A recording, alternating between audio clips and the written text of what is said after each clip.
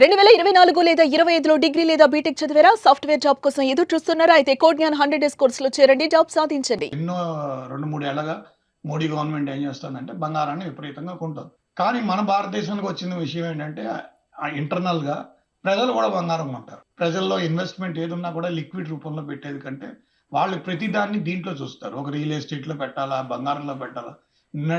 2 రోజుల్లో ఆల్మోస్ట్ రూ. 10,000 దాకా పెరిగిపోయింది. అంటే దాన్ని బట్టి అర్థం చేసుకోండి. సో ప్రజలందరూ ఇప్పుడు ఒకవేళ మీరు బంగారం కొందామన్నా బయట మార్కెట్‌లో క్యూ ఉంది. లైన్ ఉంది. ప్రతి చోట మీరు బంగారం కొనలేరు. ఎందుకంటే అక్కడ లైన్ ఉంది. అందరూ అడుగుతున్నారు. ప్రతి 2, 3 రోజులకి ఇంత డిఫరెన్షియేషన్ వస్తుంది. నా ఉద్దేశం ప్రకారం ఇదేంటంటే crisis.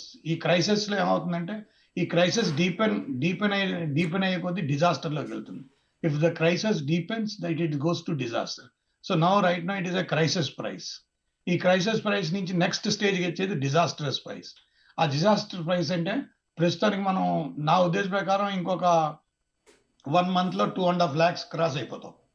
2.5 lakhs near about 3 lakhs దాకా వెళ్ళిపోతాం. ఇంకా అక్కడి నుంచి $10,000 ఔన్స్‌కి వెళ్ళిపోతాం. $10,000 ఔన్స్ అనేది అదేంటంటే డిజాస్టర్స్ ప్రైస్. అంటే ఏంటి ఇంకా తప్పక కొనుగోలు చేయాలి. మన ప్రతి కంట్రీ సస్టైన్ చేయాల్సి ఉంటుంది. వాళ్ళ క్యాష్ రిజర్వ్స్ అని. నేను ఇవాళ మార్నింగ్ రిజర్వ్ బ్యాంక్ ఏం చేసింది? 2 లక్షల కోట్లని బ్యాంకుల్లో రిలీజ్ చేసింది. లిక్విడిటీ అయిపోయిందని చెప్పి లిక్విడ్ క్రైసిస్ ఉన్నాయి ఇండియాలో అని చెప్పి అన్ని లిక్విడిటీని రిలీజ్ చేసేసింది. 2 లక్షల కోట్లు రిలీజ్ చేసింది. సో దాన్ని బట్టి అర్థం అవుతుంది ఏంటి క్యాష్ వాల్యూ డౌన్ అవుతుంది. సో రేపు పొద్దున్న డాలర్ మంగళవారం మనకి మార్కెట్స్ ఓపెన్ అయిన వెంటనే డాలర్ వాల్యూ పడుతుంది. ఇంకా మనం 92 దగ్గర ఉన్నాం. సో ఇది మెల్లిగా 110 వెళ్ళిపోతుంది. అంటే ఏంటి దాని వాల్యూ ఇంకా తగ్గిపోతుంది. సో ఇంకా గోల్డ్ వాల్యూ పెరుగుతుంది. సార్ వెండి ధర కూడా ఈ రేంజ్ లో ఎందుకు పెరిగిపోతోంది? ఎందుకంటే ఈ మధ్య కాలంలో మనం చూసినప్పుడు వెండికి కూడా డిమాండ్ బాగా పెరిగింది. అసలు 3,30,000 రూపాయలకి కిలో వెండి చేరుకోవడం అనేది చిన్న విషయం కాదు. ఎవరు ఊహించండి. దీనికి కారణం ఏంటి?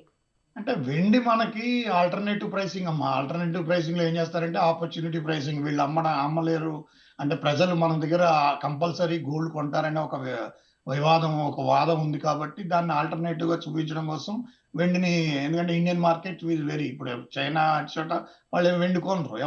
దేశాలు ఎవరు పెద్దగా వెండి కొనరు. కానీ మన భారతదేశంలో కొన్ని ఏషియన్ కంట్రీస్ లో వెండి కొంటారు. సో దాని మీద ప్రాఫిట్ ఎందుకంటే బంగారుపు బిజినెస్ చేసే వాళ్ళందరూ ఏం చేస్తారంటే వెండిని కూడా ఇచ్చేస్తారు కాబట్టి వాళ్ళు దాన్ని వాళ్ళ సస్టైనింగ్ అంటే వాళ్ళ బిజినెస్ సస్టైనింగ్ కోసం ఈ వెండి ధరలను పెంచుతూ ఉంటారు. దాని డిమాండ్ సప్లై క్రియేట్ అవుతూ ఉంటుంది. ప్రజలకు కూడా ఆల్టర్నేటివ్ ఎక్కడో ఒకటి ఇన్వెస్ట్ చేయాలి. ప్రజలకు మెటల్ మీద ఇన్వెస్ట్ చేయడం అలవాటు అయిపోయింది. సో వాళ్ళు మెటల్ మీద ఇన్వెస్ట్ చేసే బదులు ఏం చేస్తారంటే వెండి కొనేస్తారు. వెండి కొనే కొద్దీ ఆ డిమాండ్ పెరిగిపోతూ ఉంటుంది. సప్లై అడుగుతుంది. ఎప్పుడైతే డిమాండ్ వస్తుందో సప్లై అడుగుతుందంటే వాళ్ళు ఏంటంటే సప్లయర్స్ ఏం చేస్తారంటే ప్రైసెస్ ఫ్లక్చుయేట్ అవుతాయి. అది ఎకనామికల్ పాలసీ. అదేం పెద్ద ఇబ్బంది కాదు. అది బంగారం మొదలు తగ్గిందంటే నేను డిజాస్టర్ ప్రైసింగ్కి వెళ్ళిపోయినప్పుడు ఏమవుతుందంటే ఒక రోజు 20,000 పెరుగుతుంది. ఇప్పుడు ఎంత పెరుగుతుంది? నిన్న ఆల్ ఆఫ్ చేయడం 540 రూపీస్ పెరిగింది గ్రామ్ మీద. ఇవాళ కూడా అంతే పెరిగిపోయింది. అంటే ఇంకో డిజాస్టర్ ప్రైసింగ్ లోకి వెళ్ళి ఇప్పుడు ఏంటంటే క్రైసిస్ ప్రైసింగ్. డిజాస్టర్ ప్రైసింగ్ లోకి వెళ్ళిపోతే ఏమవుతుంది? గ్రాముకి 5,000, 10,000, 15,000 అంతవరకు కూడా డిఫరెన్స్ వచ్చేస్తుంది. సో అలా వస్తే ఇట్ ఈస్ నా ఉద్దేశం 2026, 27 మనకి బంగారపు అంటే మన స్టెబిలిటీ అనేది చూడం. స్టెబిలిటీ అనేది 2026, 27లో కనబడుతుందని నేను అనుకుంటున్నాను. ఒకవైపు రూపాయి విలువ పడిపోతుంది, ఇంకొక వైపు సిల్వర్, గోల్డ్ ప్రైసెస్ ఏమో పెరిగిపోతూ ఉన్నాయి. ఈ మార్పులన్నీ మన దేశ ఎకానమీ మీద ఎలాంటి ప్రభావం చూపే అవకాశం ఉంటుంది? మన ఎకానమీ కాదు, మొత్తం ప్రపంచం అంతా ఎకానమీ కదమ్మా. మొత్తం gold it's global economy. It is a disaster. Global economy పడిపోతుంది. 3.6% పడిపోయింది. 3.6% ఎకానమీ పడిపోయింది. మొత్తం అన్ని దేశాల ఎకానమీ పడిపోయింది. మనదే కాదు, మొత్తం అందరినీ పడిపోతుంది. మనం గ్రోత్ రేట్ ఎక్కువ ఉంది. ఎందుకంటే మనది ఏంటంటే అక్కడ ఉన్న కొన్ని దేశాల యొక్క సప్లై లేని మూలాన ఆ అవకాశం మనకు వచ్చి ఆ అబ్నార్మల్ అసాధారణమైన అవకాశం మనకు చిక్కి మనం ఏం చేస్తున్నాం? ఎక్స్పోర్ట్స్ చేస్తున్నాం. సో ఆ ఎక్స్పోర్ట్ చేయడం వల్ల మన గ్రోత్ సస్టైన్ అయింది. అంతలోనే ఉంది. సో దానికి మనకి ఎకనామికల్ గా అంత పెద్ద డిఫరెన్స్ కనబడలేదు. కొనుగోలు శక్తి, ప్రజల్లో కొనుగోలు శక్తిలో మార్పులు వచ్చేసాయి.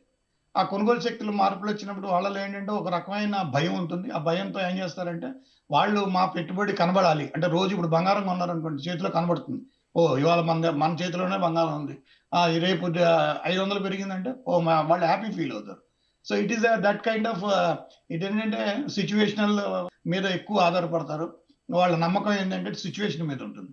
ఎప్పుడైతే ప్రజల యొక్క నమ్మకం సిచ్యువేషన్ మీదకి వచ్చేస్తుందో అప్పుడు గోల్డ్ మీదే ఇంట్రెస్ట్ చూపిస్తారు. ఎందుకంటే 24 అవర్స్ ఎవ్రీ అవర్ మారిపోతూ ఉంటుంది, ఎవ్రీ 2 అవర్స్ మారిపోతూ ఉంటుంది.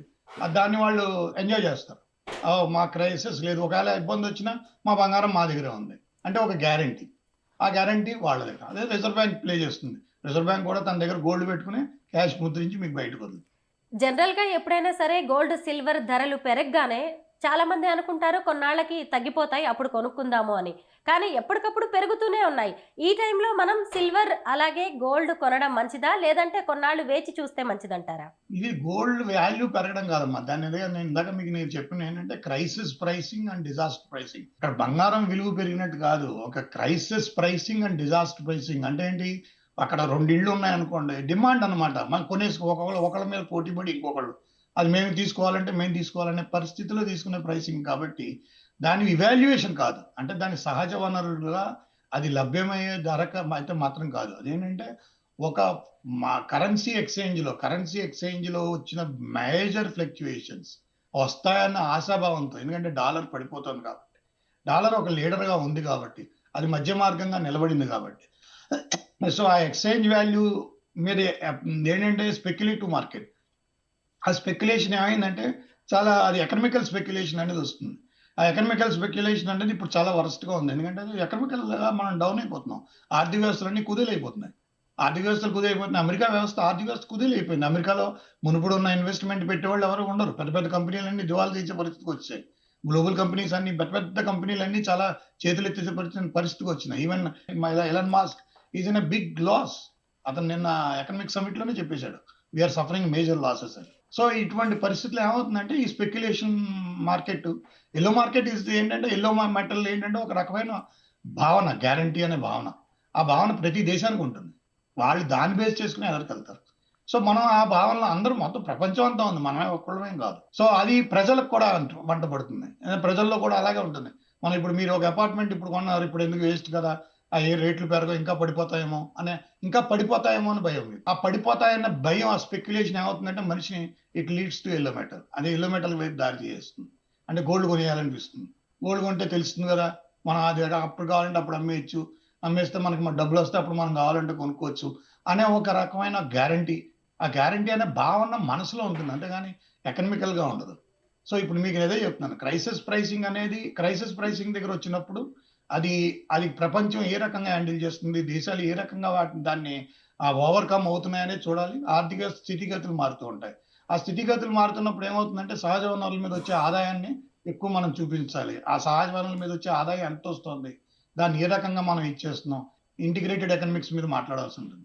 అలా కాకుండా ఇది ఏంటంటే మీకు తెలిసే ప్రజలకు అర్థమయ్యే భాషలో చెప్పాలంటే, మీకు క్రైసిస్ ప్రైసింగ్ తర్వాత వచ్చేది డిజాస్టర్ ప్రైసింగ్. ఆ డిజాస్టర్ ప్రైసింగ్ లోకి వెళ్తే మాత్రం ప్రజలు కొనుగోలు చేస్తారు అంటే చేయొచ్చు, చేయకూడదు. చేస్తే అది ఏంటంటే అది ఎంతవరకు నిలబడుతుంది. ఇప్పుడు సపోజ్ ఇప్పుడు 300 లక్షలు దాటేసింది అనుకోండి, ఆ ప్రైసింగ్ ఎంతకాలం ఉంటుందో ఎవరికి తెలియదు. అది ఉండొచ్చు, ఉండకపోవచ్చు, మళ్ళీ వెనక్కి 2 లక్షలకు వచ్చేయచ్చు. కానీ 2 లక్షలు, 1,50,000, 2 లక్షల మధ్యలో ఎక్కడో ఒక 2 లక్షల దగ్గర ఫిక్స్డ్గా ఉంటుంది. అంతైనా చాలా మటుకు కరెక్షన్ అయిపోతుంది. కానీ ఇప్పుడు ఏంటంటే it is deep and crisis leads to disaster. అంటే డీప్ అండ్ క్రైసిస్ ఎంత లీడ్స్ ఇప్పుడు ఏంటంటే, ఇప్పుడు ఇరాన్ ఇవాళ వాళ్ళు ఆల్రెడీ న్యూక్లియర్ టెస్ట్లు చేశారన్నారు. అమెరికా వాళ్ళ మీద అటాక్ చేయకపోవచ్చు. అమెరికా అటాక్ చేయకపోతే ఎక్స్పెండిచర్ ఉండదు. ఎక్స్పెండిచర్ లేకపోతే ఇరాన్ అంతా స్టెబిలిటీగా ఉంటుంది. అంటే ఇరాన్ స్టెబిలిటీగా ఉందంటే పశ్చిమాసియా అంతా స్టెబిలిటీగా ఉంటుంది. పశ్చిమాసియాలో స్టెబిలిటీ ఉందంటే పెట్రోలియం ప్రైసెస్ మీద, ఆ పంపింగ్ మీద పెద్దగా వ్యత్యాసం రాదు. ఆ ప్రైస్ కొంచెం ఎలాస్టిసిటీ పెద్దగా ఉండదు. కానీ ఎప్పుడైతే ఈ పశ్చిమాసియాలో యుద్ధం జరిగిందో దానికి కష్టం అవుతుంది. సో దాని వలన ఏమవుతుంది, ఇంకా గోల్డ్ పెరిగిపోతుంది. మీకు ఎంత ఇన్స్టెబిలిటీ అయితే అంత గోల్డ్ పెరిగిపోతుంది. Okay sir, thank you so much.